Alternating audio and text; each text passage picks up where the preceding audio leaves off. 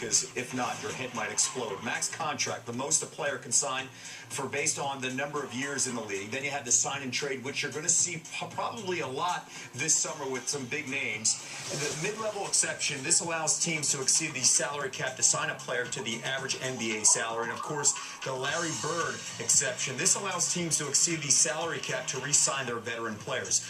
A lot to bring in, process, and put out. And well, thankfully, we have this guy with me, former VP of Basketball Operations of the Trailblazers. He is Tom Penn, our NBA salary cap analyst, and he joins us now. And Tom, the projected salary cap next season is $56 million. Now, the Heat, we know they are way below that cap, but how can you possibly sign LeBron James, Chris Bosh, and Dwayne Wade in one summer?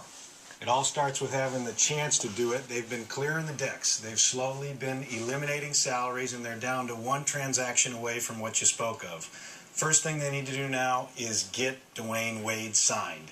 Give him $16.6 million. Let him go to work with you to recruit the other guys. Then you're going to go get LeBron James, Chris Bosh, and in one of those deals, they're going to have to offload Michael Beasley. Beasley's got the last contract for $5 million on the books. They can move Beasley off, perhaps to Toronto as a replacement for Bosh, and they got 3 max glamour guys. And that's how you do that sign and trade, where Bosh gets that extra 6th year, and he gets all the money. That's possibly $20 million sitting out there. So this sign and trade could play a major role here this summer. Also, as first reported by Mark Stein, Celtics forward Paul Pierce opted out of his contract last night.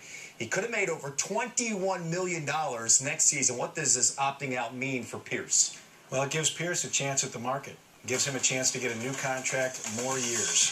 He's guaranteed the 21, but he can go out and re-sign with his own team in all likelihood. But there's a shortfall of supply with all the demand for these guys, these max guys. Paul knows it. He's got leverage to go back to the Celtics and get more years. The question is, what are the Celtics going to do to replace or keep?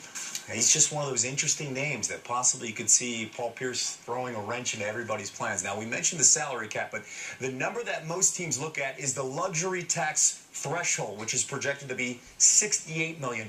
What are the consequences for a team going over that threshold? The system's a two-tiered system. There's the cap, and then there's the tax. When you exceed the cap, it doesn't matter dollar-wise. It's when you go over the tax that you get penalized. It's a triple whammy penalty. If you go over that $68 million, you're going to pay the player his money, you're going to pay a dollar-for-dollar tax to the league, and then you're going to forfeit your share of the proceeds. So take, for example, a $10 million hit. You'd have to pay the players $10 million, you're going to pay 10 more to the league, and then you're going to forfeit your share, which we're projecting at about $4 million. The question is, will the Celtics want to keep their team together, pay that kind of hit, and then do it year over year? Because you're talking about multi-year commitments.